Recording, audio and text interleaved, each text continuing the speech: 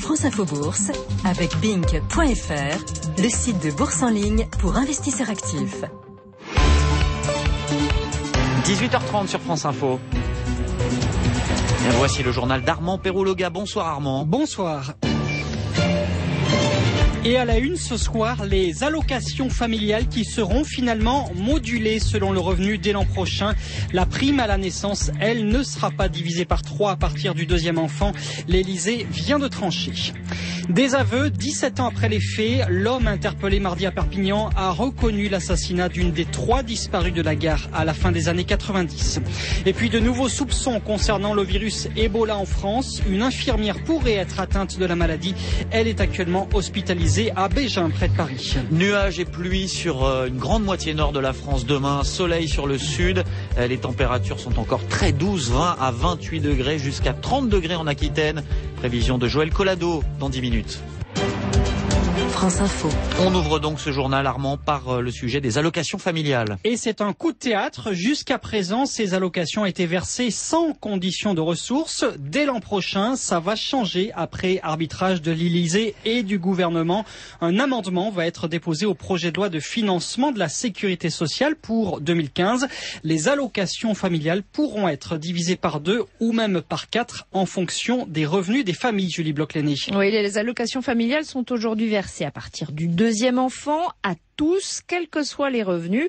Ce que proposent les députés socialistes, c'est que plus une famille a de ressources, moins elle touche d'allocations. Pour une famille de 2 enfants qui vit avec plus de 6 000 € par mois, les allocations familiales seront divisées par 2. Elles passeront donc de 129 € aujourd'hui à 65 € par mois.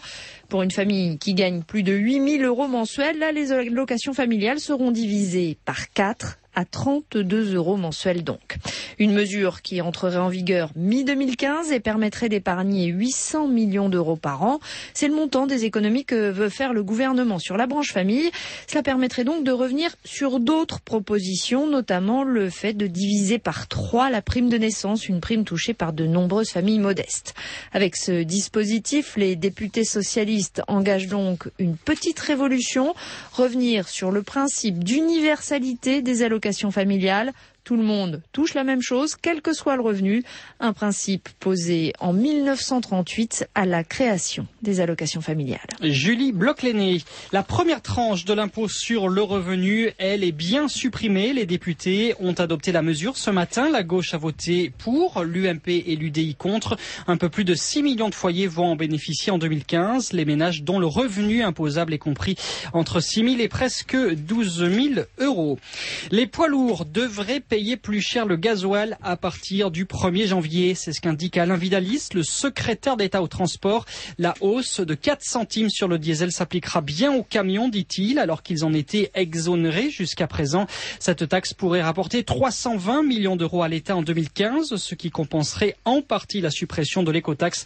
Mais il faut que la mesure soit votée par les députés. Le vote pourrait intervenir lundi prochain. Encore une chute des bourses européennes pour le second jour consécutif. Moins 3% à Lisbonne, moins 2,2% à Athènes. À Paris, le CAC 40 perd 0,5% ce soir. Les marchés semblent paniquer face à la dégradation de l'économie mondiale. Il y aura bien 312 suppressions d'emplois aux abattoirs GAD à Josselin, dans le Morbihan. Le tribunal de commerce de Rennes a validé aujourd'hui la reprise du site par une filiale d'Intermarché, la SVA Jean Rosé.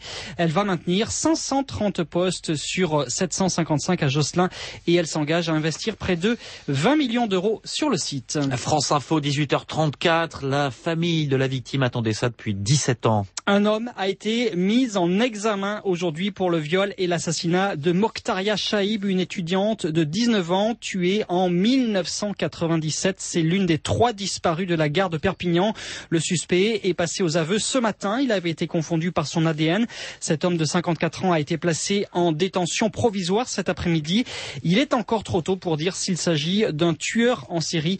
Voici les précisions données à la mi-journée par le procureur de Perpignan, Achille Kyriakides.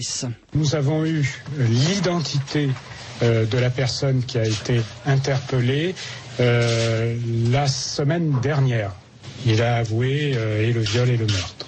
A priori, il ne semble pas avoir agi en complicité avec quelqu'un. Il a été condamné par la cour d'assises en 1994, mais il a commencé à purger sa peine en 1992. Il y a eu d'autres condamnations de nature correctionnelle pour des menaces, des violences, des infractions de cette nature. Il avait déjà été entendu il y a quelques années, effectivement, comme des centaines d'autres personnes ont été entendues. À l'époque, vous savez, l'ADN n'était pas ce qu'il est aujourd'hui. Achille Kyriakides, le procureur de la République de Perpignan. Un cas suspect d'Ebola en région parisienne. Une infirmière a été admise au service maladies infectieuses de l'hôpital Bégin de Saint-Mandé dans le Val-de-Marne.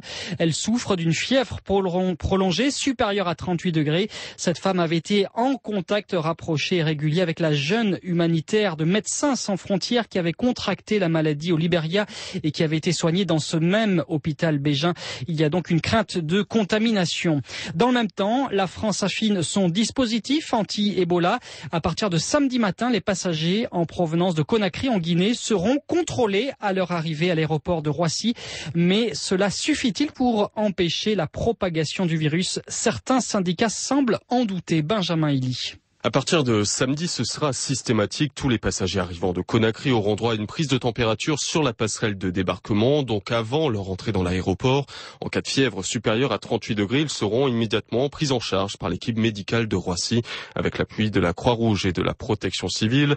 Pour Force ouvrière Aéroport de Paris, ce dispositif est important, mais pas suffisant.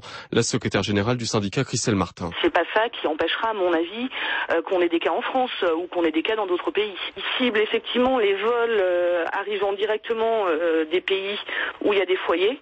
On a quand même beaucoup de correspondance au niveau international et notamment au niveau de Bruxelles. On a quand même beaucoup de vols qui passent par Bruxelles, donc si c'est uniquement organisé sur la France, c'est pas ça qui empêchera une propagation de l'épidémie. Cela pose la question des contrôles à l'arrivée à l'échelle européenne. Une mobilisation coordonnée de toute l'Union semble nécessaire. Une question soulevée à Bruxelles par Marisol Touraine, la ministre de la Santé, qui indique que la France ne peut pas tout faire. Au moins 29 morts dans des tempêtes de neige au Népal. 15 touristes étrangers font partie des victimes alors que la saison des treks bat son plein. Les secours népalais ont pu sauver 154 randonneurs et au moins 10 personnes sont toujours portées disparues. En Syrie, un coup d'arrêt pour les djihadistes de l'État islamique. Leur progression est stoppée dans la ville de Kobané grâce aux raids aériens de la coalition internationale. Mais la situation reste difficile sur le terrain, c'est ce qu'affirme l'Observatoire syrien des droits de l'homme. Et puis le nouveau stade Vélodrome de Marseille a été officiellement inauguré aujourd'hui après plus de 3 ans de travaux pour un coût de 268 millions d'euros. Le stade contient désormais 67 000 places et il fait partie des 10 stades qui accueilleront l'Euro de foot 2016 organisé en France. C'était le journal d'Armand Perroulogha. France Info, 17h-20h, Ercine Lebovic. Et voici la météo. France Info Météo. Avec Teva, laboratoire pionnier des médicaments génériques, engagé dans la recherche sur les maladies neurodégénératives et les maladies respiratoires. Joël Collado de Météo France. Il va pleuvoir sur une bonne moitié nord. Ces pluies qui cet après-midi ont bien arrosé la plupart des départements proches de l'océan vont se propager ce soir vers le bassin parisien, le nord, puis dans la nuit vers les régions de l'Est. Et demain, après le passage de cette bonne vague pluvieuse accompagnée de renforcement du vent, le temps aura tendance à s'arranger. Sur les régions du nord-est, les pluies qui s'éloigneront dès le lever du jour seront suivies d'un temps moins humide. Dans la matinée, de timides éclaircies se développeront. L'après-midi, par le sud, ces éclaircies s'élargiront. Entre Flandre et Loire, en passant par l'Île-de-France, après la pluie, le petit matin sera gris, brumeux, puis dans la journée, les nuages finiront par se morceler, le soleil percera. À l'ouest, où le vent de sud soufflera toute la journée, les éclaircies ne seront pas durables. L'après-midi, demain après-midi, de petites pluies affecteront le sud de la Bretagne. Et puis au sud, par contre, les nuages ne masqueront pas beaucoup le soleil. Entre Pyrénées, Massif central, Alpes et sur les régions méditerranéennes, avant midi, demain, avec parfois un peu de vent, il fera beau. Et les températures demain dans la journée, proches de 20 degrés au nord de la Loire, comprises entre 24 et 28 degrés sur le sud, elles approcheront en Aquitaine les 30 degrés. Eh bien, il y en a qui ont de la chance. Joël Collado, Météo France.